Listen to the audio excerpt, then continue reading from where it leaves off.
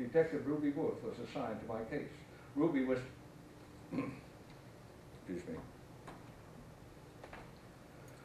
Ruby was the only one who really believed me and patiently listened to my whole unbelievable story. Her deep passion for justice is outstanding and should be noted. She and 9 other detectives raided Courtney's office and home and seized his computers and files. Ruby sometimes worked late at night on the case, tracking down many out-of-state key witnesses in order to present a strong case for the prosecution in support of me. Diane was doing fine in senior daycare, answering all the trivia questions, but had closed her mind to the movies. She said they don't exist anymore and continued to ask, when will we move into our mobile home? Diane knew I was under tremendous stress, and my stress was her stress. I had had several mild heart attacks, wound up in ER, and was under care of a cardiologist and 9 different medications to help my chest pains, lower my blood pressure, and to help tolerate the pain in the pit of my stomach. One Sunday, I thought I was losing it. I was pacing the floor, pounding on the table, singing, yelling, and doing anything I could to hold control. Diane was crying, following me around, asking, what can I do for you? Tell me, how can I help you? She felt my pain, and she could have been injured even more. I called 911. Deputy Sheriff Honeycutt came, had someone stay with Diane, and drove me to ER, where they brought my blood pressure down.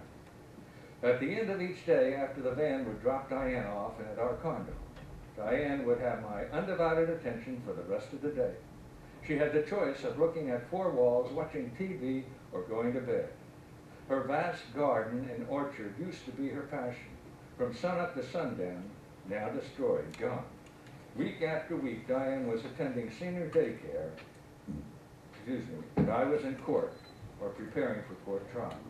One delay after another, Diane still stretched out, confused, under tremendous stress, trying to understand why Courtney had our $125,000 and we can't move into our mobile home in Buellton. January 24th, 2006, I received a call from Cindy at daycare. She said that Diane had fainted. When I got there, I saw the ambulance. Diane on a gurney and medics continuing with shock pads. We followed the ambulance with red lights flashing and Cindy and I crying. A doctor came out of ER. We did everything we could. She's gone. I never had a chance to say goodbye. I sent an email to the Legion confirming my client agreed to that. There are always matters which are never discussed. And one of those matters that has not been discussed here today is the fact that the county jail in which I've been incarcerated is designed to hold 800 inmates, and it currently houses over 1,300.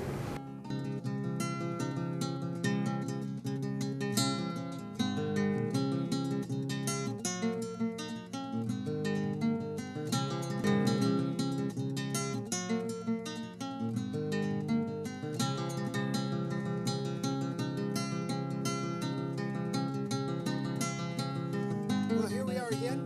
I'm William Wagener. For On Second Thought, hoping we give you second thoughts today. What you just saw in the courtroom of Judge Art Garcia is what I would call a nice push for justice, but they didn't really want to stick it to the convicted criminal, the officer of the court, because you know all attorneys and judges are considered officers of the court. And Mr. Rex Phillips is sitting with us here in the studio live today, Friday, and what I want you to get out of this is a deeper understanding how this man and his now dead wife were bamboozled out of nearly everything they had, almost everything they had. Rex, do you feel that Courtney got a real tough sentence with what, 3 + 1, maybe 5 years? No, I asked for 20 years, but the judge didn't listen to me. He didn't care you lost your $1 million home, did he? No. They didn't even want me to talk about it. Wasn't that amazing? Yes.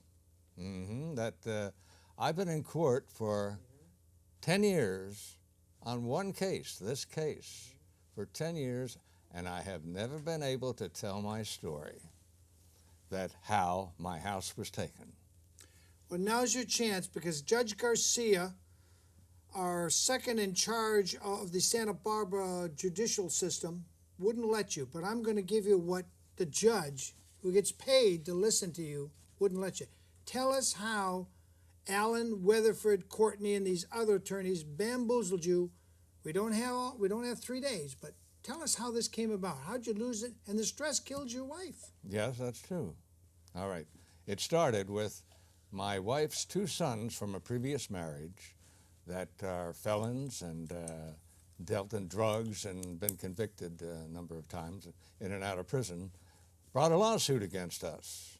And the lawsuit was a bogus lawsuit, stated that we promised to defend against a lawsuit that David Hyman had brought against the 2 sons, and that we promised that we would sell our commercial property in Tarzana and give them all the proceeds from that sale. The only problem with that is David Hyman never brought any lawsuit against the DeLugis. It never existed. And we never promised to give them any proceeds from any sale that we had. So we got to court, and the judge down in Alhambra took, and Alan Courtney was one of our witnesses. That's how he got into it.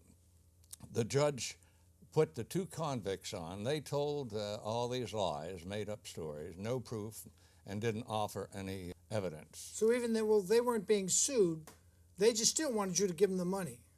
Was that the bottom of that? Oh, they were claiming they were sued, and they weren't.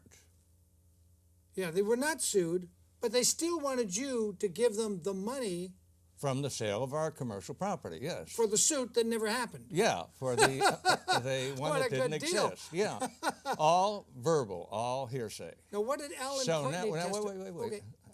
The judge then took and sent all of our witnesses home. Wouldn't let them testify, and Alan Courtney was one of the witnesses that got sent home. Then the judge went on vacation in the middle of the trial and turned the trial over to Irwin, the criminal's attorney, the bogus attorney, the crooked attorney. And he wrote a check out that the jury said that we should pay $1,543,000. Outrageous, unbelievable. Who should pay $1 million? Diane and I. To who? To the DeLugis, to these 2 sons that lied. Her sons from a former marriage. From a former marriage, yes. I swear, you should never marry a divorced woman. Hey, that was a painful lesson you learned. No, I'd marry her under any circumstances. She was wonderful to you, huh? Yes, she was beautiful too. But she had these 2 kids that were criminals. Yeah, they were insane, really. So in any event, we wanted to file an appeal, and Courtney then took over and said, don't file an appeal. We had put our property in Phillips Family Partnership. We, by deeded it over there back in 1999, before all this started. So he said, don't do that. Take and put the Phillips Family Partnership, the general partnership, into his corporation, which was Knightsbridge. He said, in reality, there was no Knightsbridge. It goes on where there are no corporations or anything else, but there was no Knightsbridge. That's what you said in court. Yes. And so he took our property away from us, and we believed that it was protected because it was in his corporation. He forged corporation papers. Courtney did. Courtney did. Alan Weatherford Courtney. That's right.